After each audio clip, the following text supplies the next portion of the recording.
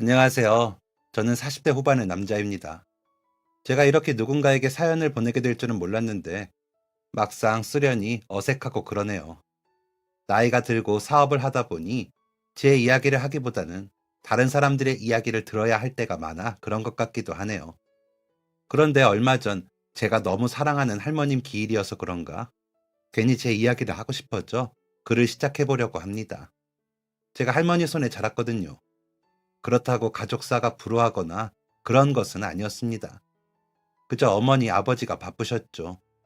제 부모님은 외할아버지가 운영하시는 회사에 나가 일을 하셨거든요.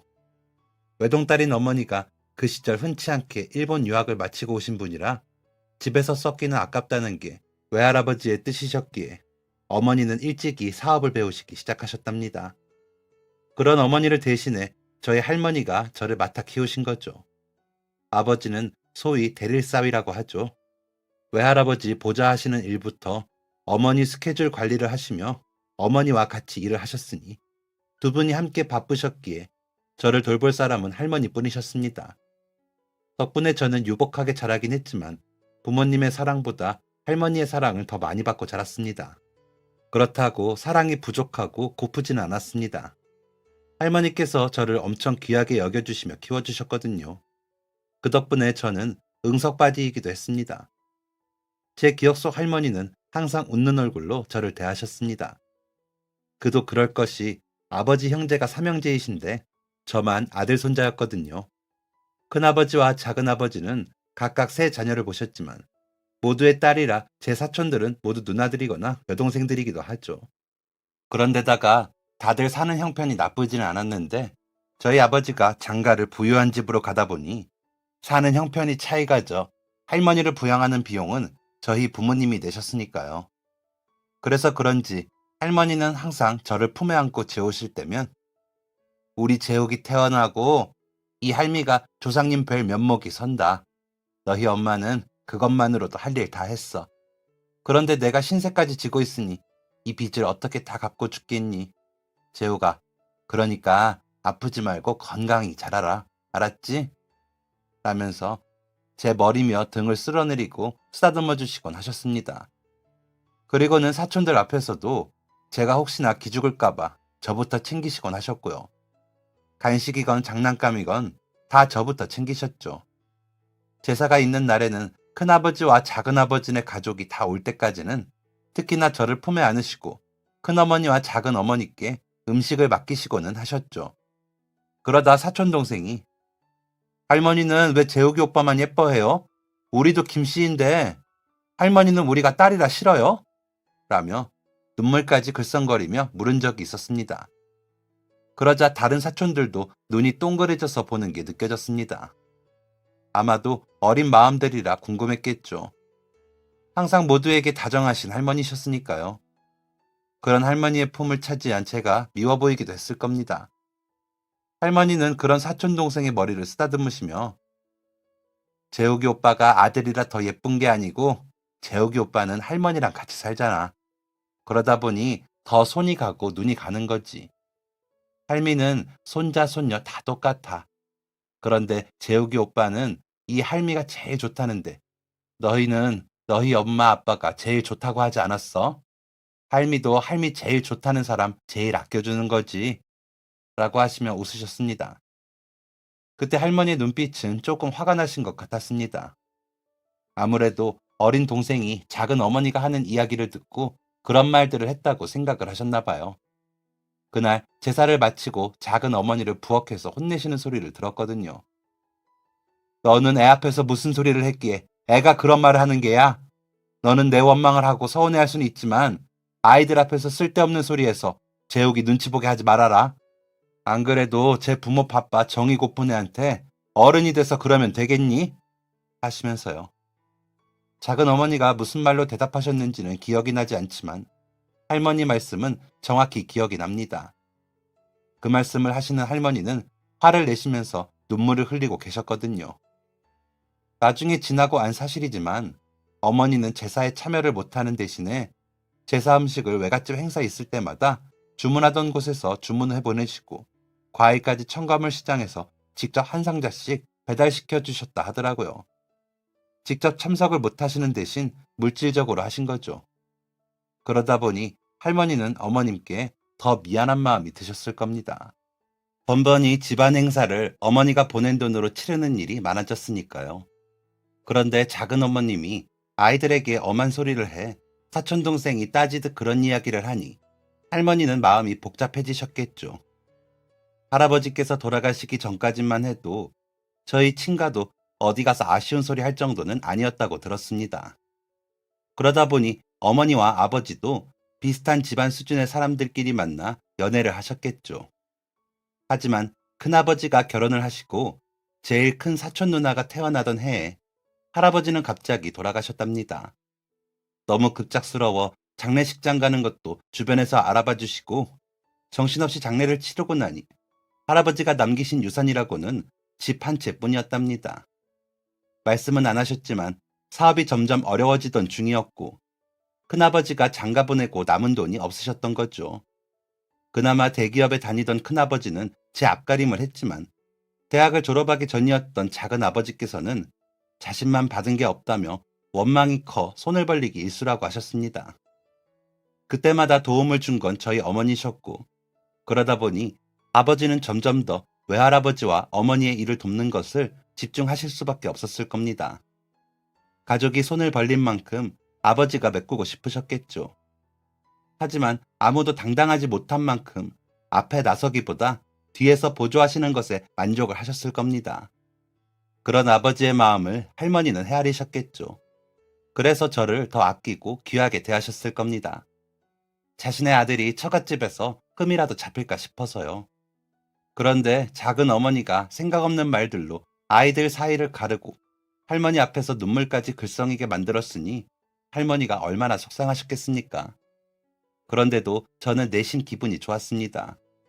할머니가 저를 아끼고 예뻐하시는 게 그저 좋은 철딱선이었다고 할까요?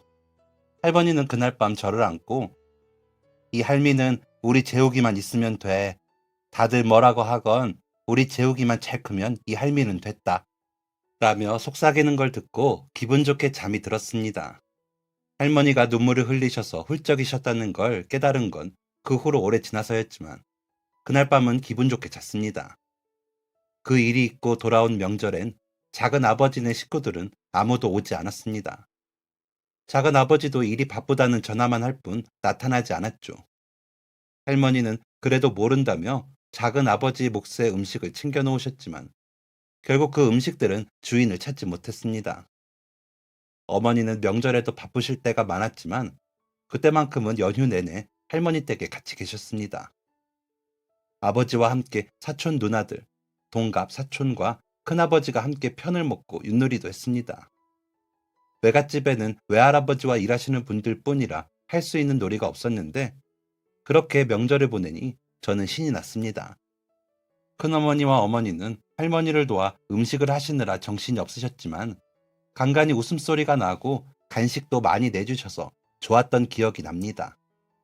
전에는 왜 이런 명절을 보내지 못했는지 모르겠지만 그때 처음으로 명절 같은 명절을 보냈던 것 같습니다. 아버지와 큰아버지는 중간중간 심각한 얼굴로 이야기를 나누시긴 하셨지만 곧 아무 일도 없던 것처럼 놀이를 가르쳐 주셨습니다. 너무 어려서 어른들이 이야기가 어떤 이야기인지 알 수가 없었지만 뭔가 낯설고 다른 때와 달라 주변을 살폈던 기억이 납니다. 그러는 와중에도 저는 할머니 곁에 가 할머니 무릎에 앉았다가 주변에서 비비적거리기도 하면서 주변을 맴돌았습니다. 그런 저에게 큰어머니가 우리 재욱이가 할머니 바라기구나. 어머니 적적하시진 않겠어요. 손자가 효도 다 하네요. 웃으며 말을 하시자 어머니가 제가 더 살폈어야 하는데 어머님이 너무 잘 봐주셔서 제가 너무 마음을 놓고 있어요. 그런데 재욱이가 이제는 할머니 없이 못 지내니 제가 너무 죄송할 뿐이죠. 일한답시고 너무 밖으로 돌아서 아이에게도 미안하고요. 라며 눈물을 닦으시더라고요. 그때 처음으로 아, 우리 엄마도 나를 사랑하시는구나. 일 때문에 어쩔 수 없이 나와 떨어져 있구나. 라는 생각을 했던 것 같습니다. 저를 아끼고 사랑하는 사람은 할머니뿐이라는 생각을 할 때도 있었거든요. 그런데 어머니가 눈물까지 보이며 그렇게 말씀해 주시니 그간 좀 허전했던 마음이 꽉 차게 느껴졌습니다. 할머니는 그런 어머니께 애미가 애쓰는 거 다 안다. 괜한 소리 마라. 너희 형님도 크게 애쓰고 살지만 너가 여자가 그 힘든 사업한다고 당차게 다닌 것 보면 자랑스럽다. 나는 괜찮으니 걱정 말고 시간 날 때 재욱이랑 시간 많이 보내줘. 또 애들은 부모품이 필요한 거다. 둘 다 바쁜 거 아는데 그래도 아이들은 부모랑 같이 있기만 해도 좋을 때가 있는 거야. 큰애가 아이들을 얼마나 잘 보살피는지 내가 요즘 배운다고 하는데 그래도 할미가 하는 건 부족하겠지. 라고 하시며 웃으셨습니다. 큰어머니는 재욱이한테 뭐라도 더 해주시려고 나한테 얼마나 물으시는지 몰라. 이렇게 어머님이 아이 잘 키워주실 줄 알았으면 나도 진작 맡겨보는 건데. 동서가 때마다 음식 보내주면 좋으면서도 부럽기도 하더라.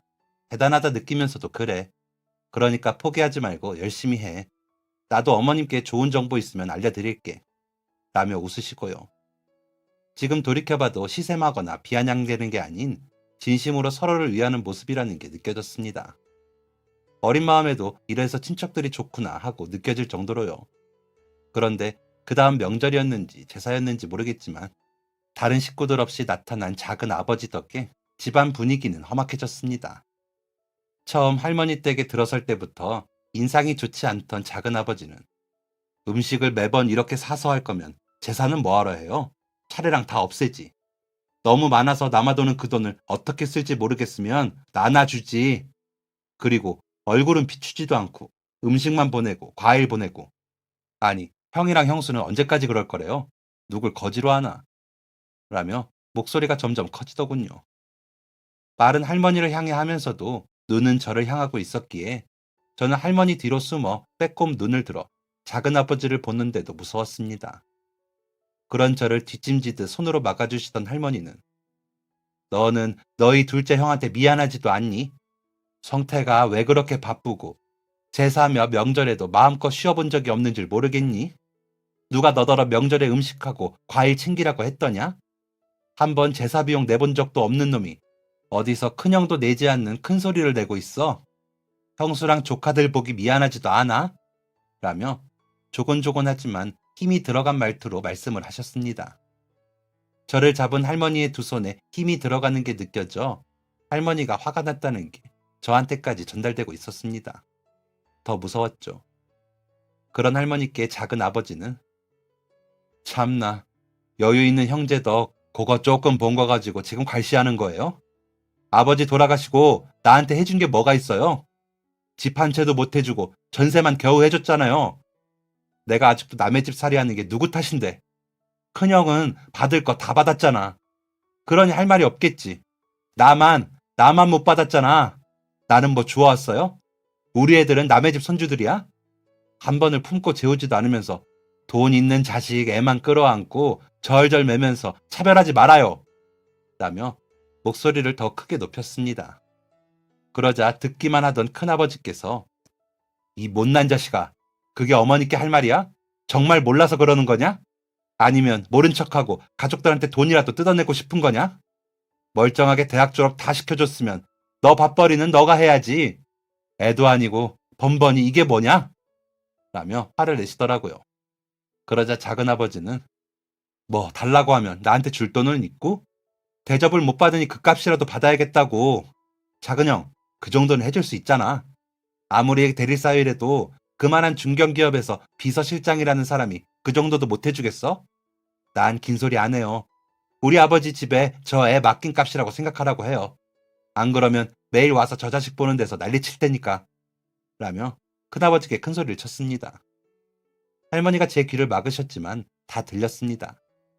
그 당시 10살이었던 저는 작은아버지의 그런 말들이 너무 무서워 할머니 뒤에 숨어 벌벌 떨기만 할 뿐 다른 어떤 행동도 하지 못했습니다. 할머니는 그런 저를 감싸 안고 부들거리시면서 거친 숨을 내쉬셨죠. 큰아버지는 야, 아무리 형제여도 참아줄 수 있을 정도만 해. 너 더 이상은 안 돼. 혹여 재수씨가 어머니께 죄송해서 해준다고 해도 내가 말릴 거야. 한 가정의 가장이라는 놈이 제 가정 꾸렸으면 알아서 잘 살 일이지. 부모 형제들한테 손 벌리는 것도 모자라 어린 조카를 협박해? 너 이러고도 무사할 줄 알아? 둘째한테도 내가 단단히 이야기할 테니까 괜히 너희 애들 앞세워서 돈 달라고 구걸할 생각 하지도 마. 앞으로는 10원도 줄 수 없어. 라며 일어서 작은아버지의 멱살을 잡고 끌어내셨습니다. 어른들끼리 서로 힘을 주며 싸우는 모습을 처음 본 저로서는 더 겁이 났고 두려웠습니다. 사촌들도 마찬가지였는지 큰어머니 뒤에 숨어 울고 있더라고요. 그 후로 작은아버지는 더 이상 나타나지 않으셨습니다. 어머니와 아버지는 여전히 바쁘셨고 명절이나 제사에 시간을 내시기 힘드셨습니다. 물론 가끔은 시간을 내 함께 하셨습니다. 할머니는 더 이상 작은아버지 몫의 음식을 챙겨놓지 않으셨고 그 누구도 작은아버지 가족에 대해 말하지 않았습니다. 마치 처음부터 작은아버지 가족이 없었던 것처럼 굴었습니다.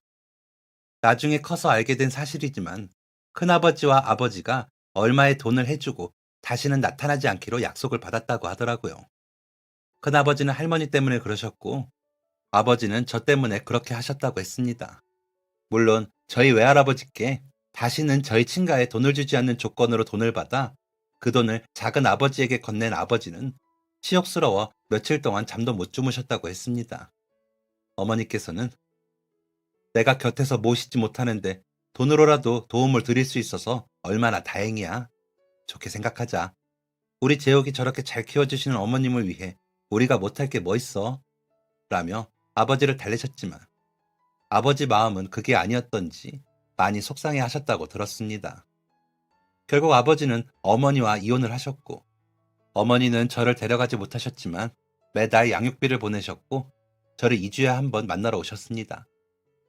저는 어차피 어머니를 자주 보지는 못하고 컸기 때문에 그렇게 속상하지는 않았는데 아버지는 다시 일자리를 구하고 벌이가 전처럼 되지 않자 예민해지셨고 술도 자주 드셨습니다. 아버지의 얼굴을 자주 보게 되니 어느 정도 기대를 했던 제 마음은 오히려 더 상처 입게 되었죠. 그럴수록 저는 할머니를 더 찾고 숨어들었습니다. 할머니만이 제 마음을 알아준다는 생각이 들었죠. 그래서 잠시라도 할머니가 보이지 않으면 불안해 눈물이 났습니다. 안 그래도 소심한 저는 더 소심해졌습니다. 그리고 명절과 제사는 더 이상 즐기기만 하는 날이 되지 못했습니다. 어머니는 이혼과 동시에 보내시던 음식과 과일들을 끊으셨고 큰어머니는 전과는 다르게 인상을 쓰고 부엌에 계셨고 사촌들도 그 곁에서 같이 인상을 쓰고 일을 했습니다. 저와 큰아버지, 아버지는 멀뚱히 그 장면을 보다가 TV를 보거나 잠을 자거나 했습니다. 할머니는 되도록 본인이 해놓고 큰집 식구들을 맞아 하셨는데도 좋지 않은 큰어머니의 표정에 눈치를 보시는 것 같았습니다. 그때는 부엌 일이 힘들어서가 아니라 저희 어머니와 아버지가 이혼을 해서 다 같이 힘들고 속상해하는 줄로만 알았습니다. 할머니가 에휴, 내가 자식 농사를 잘못 지어서 너희 큰어머니가 고생이다. 내가 무슨 죄가 이리 많아 주변 사람들을 고생시키는지 모르겠다. 라고 하셨기에 할머니의 잘못으로 모든 일이 일어난 줄 알았습니다. 그렇다고 할머니를 원망하지는 않았지만 그래도 달라진 풍경들이 낯설고 껄끄러웠습니다. 어머니는 저를 만나러 와서는 한참을 별말 없이 바라만 보다가 가시고는 했습니다.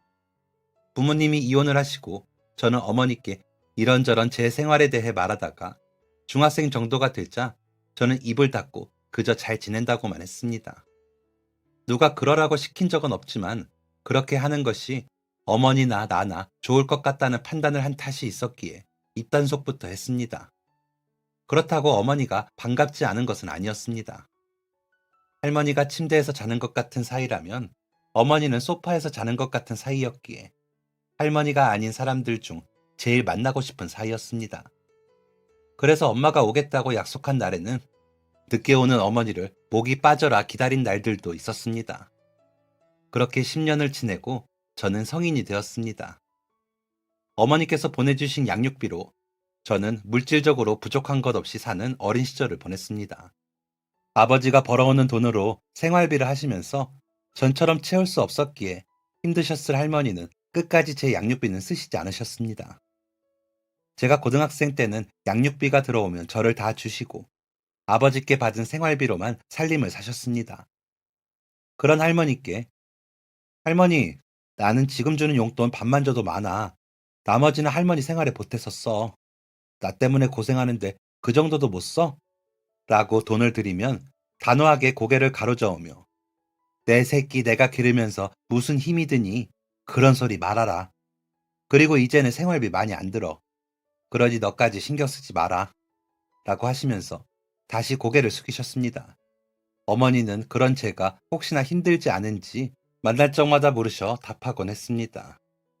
하지만 아버지 몫까지 바빠진 어머니는 가끔 만나는 날을 어기시기는 했지만 거의 2주에 한 번 꼴은 꼬박꼬박 빼놓지 않고 저를 보러 오셨습니다. 오셔서는 귀찮다 싶을 만큼 제 생활이나 힘든 부분에 대해 물으시면서 나는 너희 할머니는 믿어. 오히려 내가 널 키우는 것보다 잘 키우고 계신 것도 알고 내가 살면서 가장 고마운 사람이 너희 할머니야. 그러니 나중에 크면 꼭 할머니께 효도해. 알았지? 라고 하셨습니다. 문제는 저를 데려다 주시면서 마주친 아버지와는 마치 불꽃이 있는 것처럼 싸우셨습니다. 그래서 초등학교 6학년 때쯤 아버지에게 아버지는 엄마가 그렇게 싫어요? 라고 물은 적이 있었습니다. 그러자 아버지께서는 아니 너무 좋아. 함께하고 싶은데 내가 곁에 있으므로 더 힘들게 하는 것 같아서 헤어진 거니까. 너희 엄마는 아빠만 안 만났어도 더 대단한 사람이 되었을 거야. 아빠 만나 고생이 많았지. 라며 쓸쓸한 미소를 보이셨습니다. 같은 질문을 어머니께 했더니 바보 같은 사람이지 않니? 그깟 돈 더 있는 사람이 더 내면 어떻다고. 자존심 내세우며 힘들게 사는 게 속상해서 그러지. 아빠가 안 계셔서 엄마가 많이 힘들거든. 우리 재욱이 아빠인데 어떻게 미워하겠어? 라는 대답을 들었습니다. 결국 서로 아직도 사랑하지만 주변에 의해 헤어진 부모님을 이해하기란 아직 어린 저에게는 힘든 일이었습니다. 그래서 할머니께 할머니, 엄마랑 아빠는 바보 같아요. 아직도 서로 엄청 좋아하는데 얼굴만 보면 싸우고 미워하는 척해요. 그냥 좋으면 좋다고 하면 되는 거 아니에요? 라고 이야기를 하며 울었습니다. 그래도 부모님이 이혼을 하신 건 속상했으니까요. 그런 제 모습을 가만히 보시던 할머니는 너희 엄마랑 아빠가 둘 다 나쁜 사람들이 아니라 그래. 마음을 감추지를 못하겠는데 같이 있어서 서로를 행복하게 못하겠으니 멀리서 바라보는 방법을 선택한 거지. 재욱이 말처럼 서로 좋다고 하면 그만인데 두 사람을 힘들게 하는 사람들이 있다 보니 서로에게 피해를 주지 않으려는 거야. 이 할미 탓이다. 에휴, 이 불쌍한 것들을 어떻게 하면 좋으냐. 우리 재욱이만 소가리를 하는구나. 라며 제 눈물을 닦아주셨습니다. 그때도 그저 막연히 부모님 탓이 아닌 다른 일들이 원인이 되어 두 분이 헤어지신 거구나 하고 말았습니다. 하지만 점점 더 시간이 지나고 보니 어머니는 외할아버지 눈치를 보시느라 아버지는 작은아버지의 말도 안 되는 돈 요구를 못 견뎌 서로를 놓아주셨다는 걸 알게 되었습니다. 그 덕분에 저는 할머니를 붙들고 쓸쓸한 마음을 가슴속에 품은 채 자라야 했던 것이었습니다. 사춘기 때는 그런 사실에 화가 나기도 했습니다. 더 이상 만나지도 않는 외할아버지와 작은아버지에 대한 적개심과 분노가 일기도 했죠. 찾아가 따져볼까도 싶었지만 저는 그러지 못했습니다. 할머니가 슬퍼하실 생각을 하니 감히 함부로 그런 행동도 못하겠더라고요. 그래서 할머니께 좋은 손자가 되려고 부단히 노력했습니다. 공부도 열심히 했고요. 할머니가 기뻐하시는 모습을 보고 싶었거든요. 그래서 공부건 운동이건 닥치는 대로 열심히 했습니다. 오로지 할머니가 바라시는 좋은 대학에 입학하겠다는 다짐뿐이었습니다. 그리고 보여주고 싶었습니다. 외할아버지와 작은아버지한테요. 그들이 고려하지도 않고 멋대로 굴었지만 나는 잘됐다는 것을요. 그래서 목표 대학에 입학하기 위해 열심히 공부했습니다. 그런데 제가 고등학교 3학년에 올라갈 무렵 외할아버지가 노안으로 돌아가시게 되었습니다. 아버지는 열일 제쳐두고 외할아버지 장례를 치르는 일을 도맡아 하셨습니다. 어머니는 많이 우셨지만 제 손을 잡고 버티셨습니다. 외할아버지 장례에는 엄청 많은 사람들이 왔습니다. 모두들 어머니께 애통한 마음을 전하고 돌아섰지만 진심으로 위로하는 사람은 없어 보였습니다. 오직 단 한 사람, 아버지만이 어머니를 진심으로 위하고 있다는 게 어린 제 눈에도 보이더라고요. 그렇게 어머니와 아버지는 외할아버지 장례를 계기로 자주 만나시더니 아버지는 다시 어머니 회사에서 일을 하시게 되었습니다. 할머니는 너무 좋아하시면서도 너희 형이랑 형수에게는 말하지 마라. 다시 합친 것도 아니고 괜히 오해 사기 쉽다. 재건이 기회라도 들어가면 또 난리칠 수 있으니 한동안 말하지 말거라. 라고 아버지께 당부를 하셨습니다. 제게는 그래도 엄마랑 아빠가 다시 일이라도 같이 해서 다행이다. 엄마가 많이 허전할 게야. 할아버지가 안 계셔서 연락 자주 해. 라고 부탁하셨고요. 그런 할머니가 저는 너무 좋았습니다. 그러다 제가 대학에 합격하고는 아버지와 어머니는 본격적으로 재결합을 하셨고, 큰아버지와 큰어머니, 사촌들, 할머니와 저를 불러 식사를 대접하시며 두 분이 다시 함께 사시기로 하셨음을 알리셨습니다. 모두가 진심으로 축하했습니다. 분위기가 좋았죠. 그런데 그날 밤 할머니께서 저에게 재호가 그러지 말고 이제는 엄마랑 아빠랑 같이 가서 사는 건 어떠니? 이제 너희 세 식구 모여 살아봐야지 라고 하시는 겁니다. 그런데 저는 그러고 싶지 않았습니다. 분명 부모님께서 같이 지내시는 건 좋았지만 할머니를 혼자 두고 부모님과 함께 지내고 싶지 않았거든요. 그래서 엄마랑 아빠 다시 신혼생활 좀 하라고 하죠. 저는 할머니랑 살래요. 그게 좋아. 라며 웃었습니다. 그런 저를 보시던 할머니는 아이고 내 새끼 생각 깊은 것 좀 봐. 명문대 학생이라 확실히 다르네. 그래. 이 할미 생각해서 너가 못 가는 거 다 알아. 괜히 참지 말고 엄마랑 살고 싶으면 이야기해. 라고 하셨지만 저는 그럴 생각이 없었습니다. 제게는 가족이라고 하면 떠오르는 사람이 할머니뿐이었으니까요. 그렇게 할머니와 단둘이 서로 아껴가며 살았습니다. 하지만 군대라는 곳에 가야 했기 때문에 할머니와 저는 잠시 이별을 할 수밖에 없었습니다. 입대 전날도 혼자 남아 계실 할머니를 생각하니 어찌나 눈물이 나던지 할머니 손을 붙들고 울면서 잠이 들었습니다. 휴가를 나와서도 부모님을 먼저 만나기보다는 할머니를 만났고 할머니랑 있으면 부모님이 퇴근하시고 오시는 것으로 하고 있었습니다. 더디게만 흐르던 국방부의 시계가 갑자기 빠르게 달릴 때가 있었습니다. 할머니가 위독하시다는 연락을 받았을 때였습니다. 상병을 막 달았을 때였는데 혹한기 훈련이 끝나고 내무반으로 돌아와 보니 할머니가 갑자기 쓰러지셨는데 위독하시다는 겁니다. 복장이나 군화가 매우 더러웠고 재정비할 시간도 없이 청원 휴가를 올려 서둘러 집으로 향했습니다. 조바심이 나더군요. 하지만 군인이라는 신분은 함부로 감정 표현을 할 수도 없어 부대 앞에서 버스를 탈 때 넘치듯 흐르려는 눈물을 참아가며 차를 기다렸습니다. 하필 스키철인데다가 일요일 오후였기에 서울로 가는 차표는 매진이더군요. 혹시나 다른 방법이 있을까 싶어 발을 동동거리고 있는데 저보다 15살 정도 많아 보이는 남자분이 오시더니 혹시 차 필요해요? 내가 택시를 하는데 라고 하시는 겁니다. 방법이 생겼다는 사실에 너무 기뻐 벌떡 일어나며 제가 서울을 가야 하는데 가실 수 있을까요? 라고 말하는 제 목소리는 떨리고 있었습니다.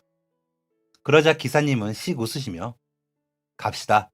어쩐지 오늘은 터미널 화장실이 가고 싶더라니까. 라며 저를 택시로 안내하셨습니다. 차에 오르자 기사님은 목적지를 물으셨고 저는 병원 주소를 대며 울컥해 눈물을 흘리고 말았습니다. 무슨 일이 있나 봐요. 이래봬도 내가 무사고해요.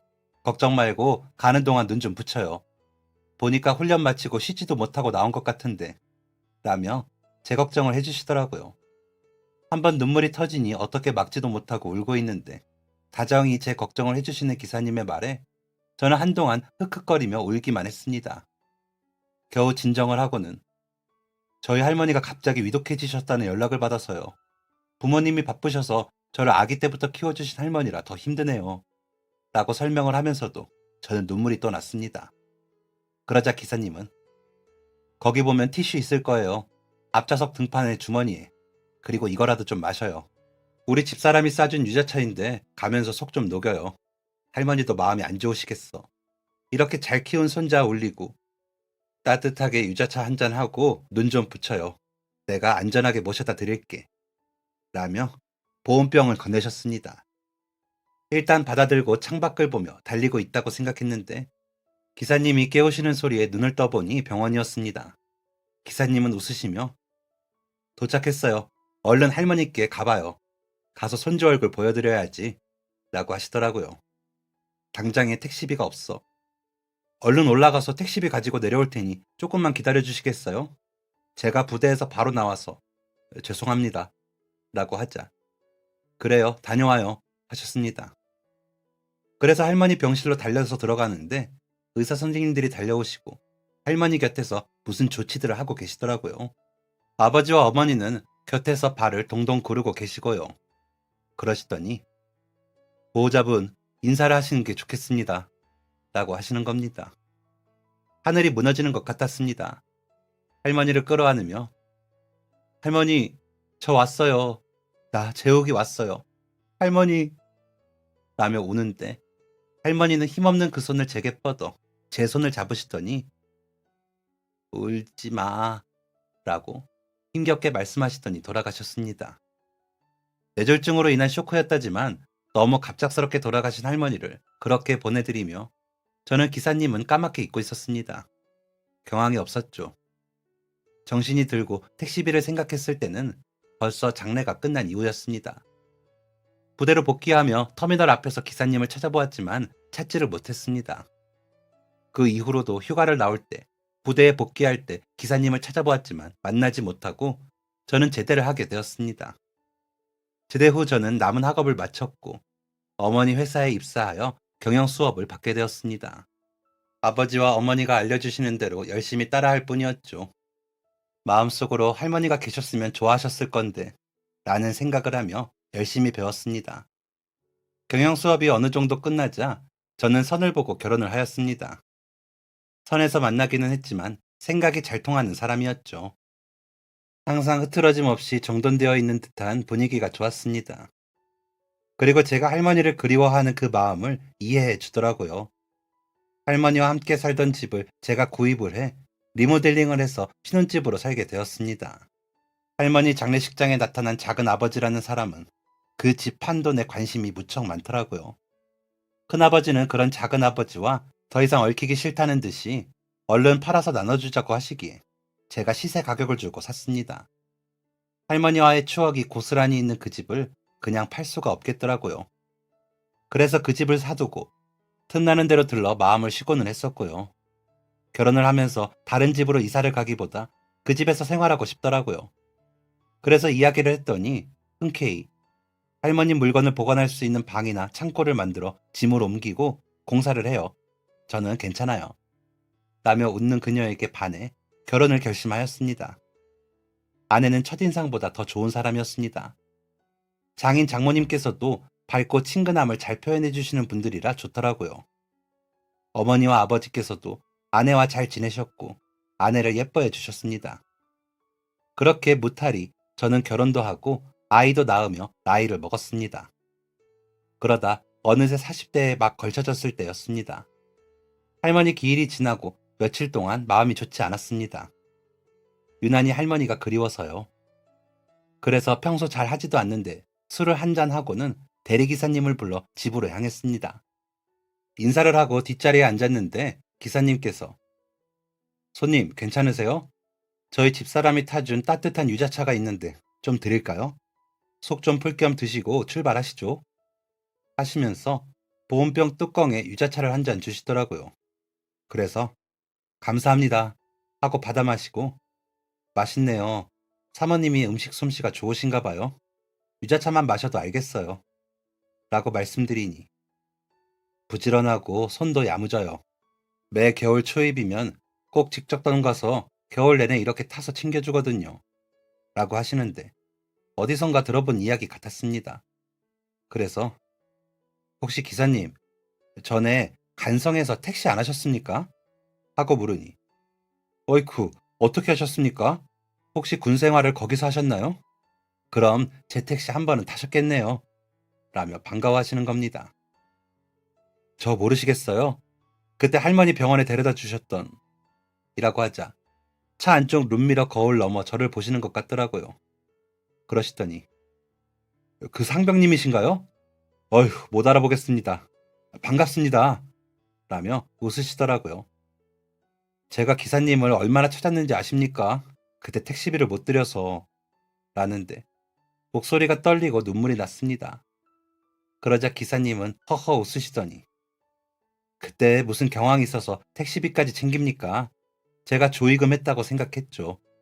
어린 마음에 할머님 보내드려야 할 것 같은데 얼마나 속상할까 싶어 그냥 갔습니다. 라고 하시더라고요. 그때 너무 감사했습니다. 기사님이 아니셨다면 할머니와 마지막 인사도 못하고 보내드릴 뻔했어요. 라고 말씀을 드리자 다행이네요 하시는데 눈물이 나 눈물을 닦았습니다. 제가 말을 못 잇고 있자 여전히 마음이 여리시네요. 그때 땀에 옷에 묻은 흙먼지에 군화에 붙은 진흙을 보니 급한 일이구나 싶었어요. 발을 동동 구르는 게 표는 없는 것 같지. 그래서 내가 말을 붙였죠. 나도 군대에 있을 때 아버지가 돌아가셨거든요. 병원으로 가는 내내 기도했어요. 상병님 얼굴 꼭 보고 가시라고.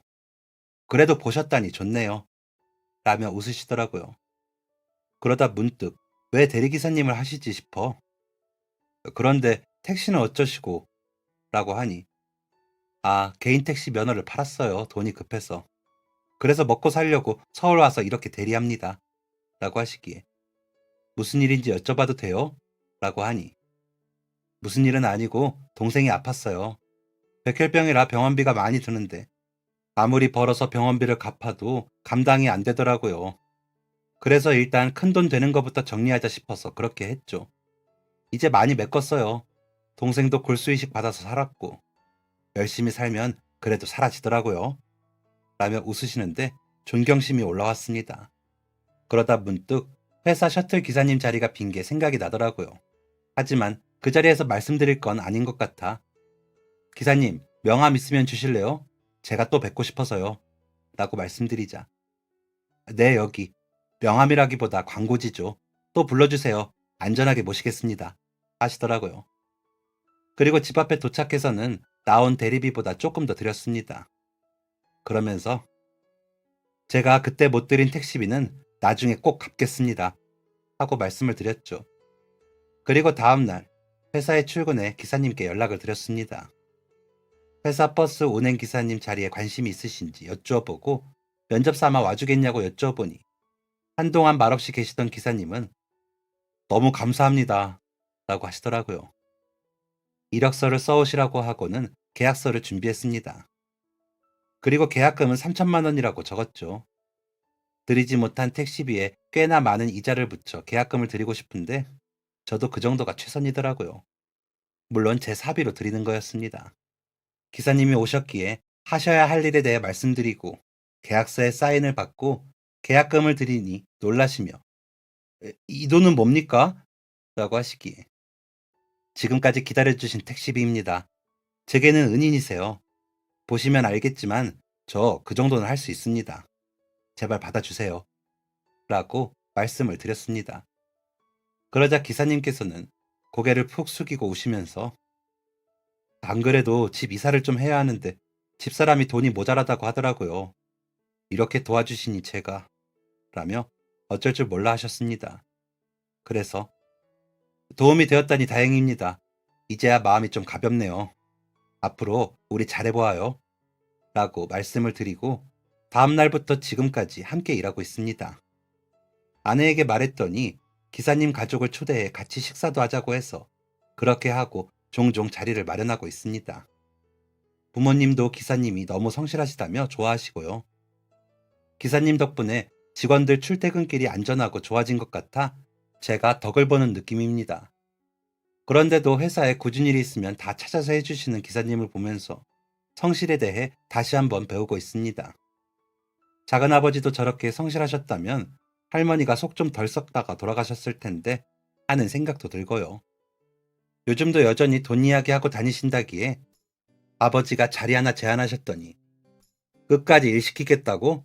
와, 있는 놈들이 더하다. 라며 제안을 거절하셨다고 들어 더 그런 생각이 듭니다.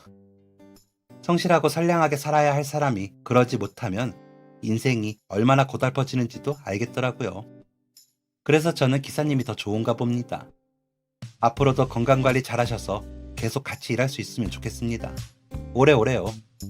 여러분들도 선량한 마음과 성실함을 잃지 마시는 일상을 가지시길 바랍니다. 저도 더 열심히 살겠습니다. 그래야 할머니가 좋아하실 것 같아요. 부끄럽지 않게 살도록 더 노력하려고요. 지금까지 사연 들어주셔서 감사합니다. 사연이 재밌으셨다면 구독과 좋아요를 눌러주세요. 감사합니다. 안녕히 계세요.